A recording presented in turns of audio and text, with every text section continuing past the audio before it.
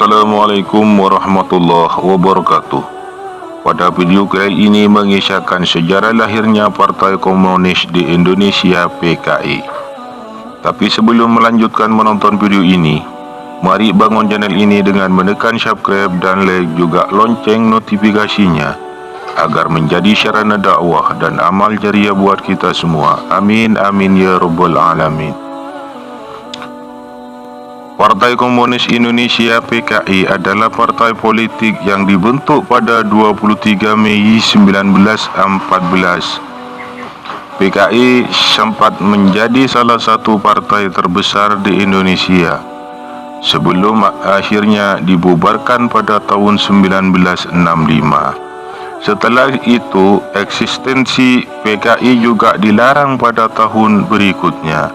Lantas bagaimana sebetulnya? Berdirinya PKI diawali dengan organisasi komunis yang didirikan oleh Henk Sneevliet pada 1914, yaitu Indeks Sosial Demokratis Vereniging ISDV.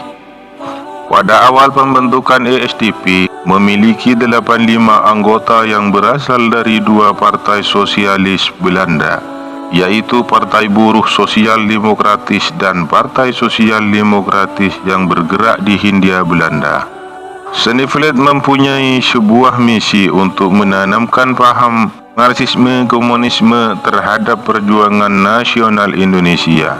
Salah satu cara agar misinya dapat berjalan adalah dengan menyebarkan pahamnya lewat organisasi buruh kereta api di Semarang. Selain itu, Sneevliet juga menyebarkan paham komunisme lewat organisasi Syarikat Islam SI, organisasi besar di Indonesia saat itu. Sneevliet menyebarkan pemahamannya lewat Satmaun, Halimin, Darsono, dan tokoh SI lainnya. Sejak bertemu Sneevliet pada 1914, Satmaun langsung tertarik dan mulai belajar membaca serta bahasa Belanda. Setelah itu, Satmaun menjadi sekretaris ISDP di Surabaya. Kemudian, pada 1917, Sneevliet bertemu dengan anggota SI lainnya, yakni Darsono, yang kemudian juga ikut bergabung. Pada perkembangannya, Satmaun dan rekan-rekannya berniat untuk mengubah perjuangan Syarikat Islam ke arah komunis.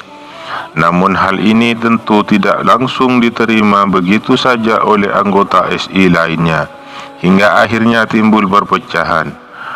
Munculnya PKI merupakan akibat dari perpecahan pada tubuh Syarikat Islam menjadi dua kubu, yaitu SI Merah Komunis dan SI Putih Agamis. Satmaun bersama anggota SI Merah dan tokoh komunis kemudian mengadakan Kongres ISDP di Semarang pada Mei 1920. Hasilnya, nama ISDP diubah menjadi Perserikatan Komunis di Hindia PKH yang diketuai oleh Satmaun dan Darsono sebagai wakilnya. Sedangkan yang menjabat sebagai sekretaris dan bendahara adalah orang Belanda. 4 tahun kemudian, yakni pada tahun 1924, PKH mengadakan Kongres Komintern kelima yang menghasilkan perubahan nama dari PKH menjadi Partai Komunis Indonesia PKI. Sejak saat itu, PKI terus memperjuangkan kemerdekaan Indonesia dengan menentang kolonialisme Belanda. Akan tetapi cara PKI melawan kolonialisme Belanda terkenal radikal dan condong anarkis. Sejak berdiri, PKI terlibat dalam beberapa pemberontakan, salah satunya peristiwa PKI Madiun pada 1948. Untuk menghentikan pemberontakan PKI Madiun 1948, Kolonel A.H. Nasution melakukan operasi penumpasan pada 20 September 1948. Pemberontakan PKI di Madiun tidak menghentikan dukungan dari sebagian rakyat Indonesia. Pada 1955, PKI ikut pemilu dan berakhir menduduki posisi keempat.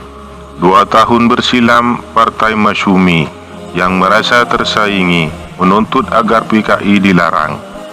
Tidak berselang lama, terbentuknya pemerintah revolusioner Republik Indonesia BRRI yang ditugaskan untuk menangkap ribuan kader PKI. Mengetahui peristiwa ini, Soekarno yang mendukung sayap kiri mengeluarkan undang-undang darurat. Pada 1960, Soekarno mencetuskan slogan Nasakom, nasionalisme, agama dan komunisme. Lewat Nasakom, PKI pun dilembagakan oleh Soekarno. Namun PKI akhirnya dibubarkan pada 1965 setelah peristiwa G30S. Semoga bermanfaat. Akhirul kalam. Wassalamualaikum warahmatullahi wabarakatuh.